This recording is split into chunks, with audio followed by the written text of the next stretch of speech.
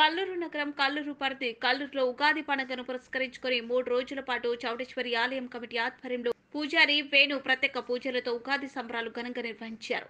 ప్రతి సంవత్సరం ఈ ఉత్సవాలకు చుట్టుప్రక్కల కాలనీ గ్రామాల నుండి ప్రజలు పెద్ద ఎత్తున తరలివచ్చి సంబరాల్లో పాల్గొంటారు.